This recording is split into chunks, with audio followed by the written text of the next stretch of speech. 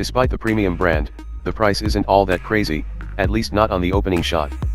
The 4-cylinder gas version starts at $50,250, while the diesel begins at $51,250 in premium trim.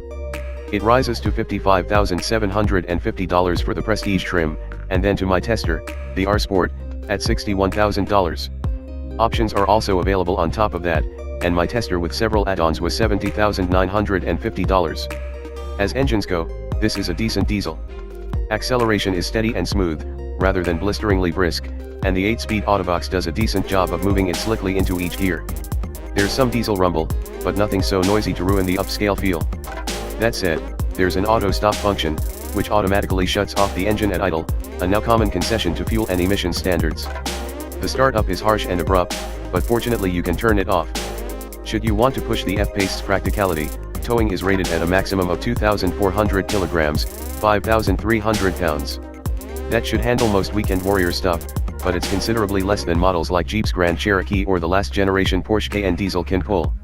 Handling is much sharper and sportier than expected in a top-heavy sport ute, with quick and accurate steering response, and a wonderfully tight turning radius that helps out in cramped parking situations. Hitting the dynamic mode tightens it all up, to the point that the otherwise comfortable ride can get harsh on rough pavement, and the throttle gets a bit twitchy.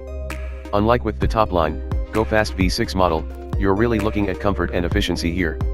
And it is comfortable. Jaguar wisely forgoes a gimmicky third row in favor of roomy 5-passenger seating, along with considerable cargo space and room for a spare, instead of firmer riding run-flat tires. 10-way power adjustable heated seats on the lower trim levels move up to 14 adjustments on the R Sport. Mine were also ventilated and with heated rear seats, courtesy of a $2,040 package that also adds hands-free liftgate activation and power reclining seats with a remote release, almost flat folding feature. The cabin is a thing of beauty. The materials are top-notch, the fit and finish are virtually flawless, and interior design is as handsome as the exterior, a lovely less is more approach that whispers quiet luxury against some of its over-the-top competitors. Yes, Lexus, I'm looking at you. And there are some signature touches, like pulsing red lettering on the start button, apparently 72 beats per minute, taking the company's word for it, as I didn't count them, which matches the resting heartbeat of a real Jaguar, and a dial gear shift that rises slowly out of the console when the engine starts. But for the life of me, I have never figured out why so many automakers, and the premium ones in particular, seem to believe that simple is bad. Many of the features are handled through a center touch screen that can be slow to respond at the best of times, and downright lethargic when it's cold. Some things are straightforward, such as a hard button for the heated steering wheel. But adjusting the seat temperature requires that you first hit a hard button, which brings up a screen. You must then tap the appropriate seat side icon, and then tap up or down to change the temperature. Yet the two buttons for the drive mode sit in the console with an empty strip between them, and the center stack between the starter button and volume dial is bare. Why not put the seat buttons there, where they won't be as much of a distraction? There are other quibbles as well.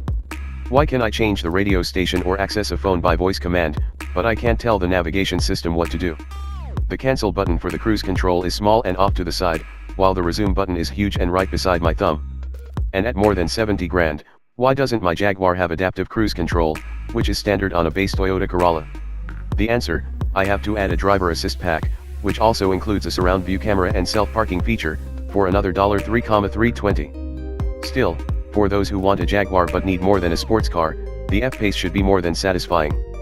With its slick handling and sweet little engine, this new SUV should do just fine.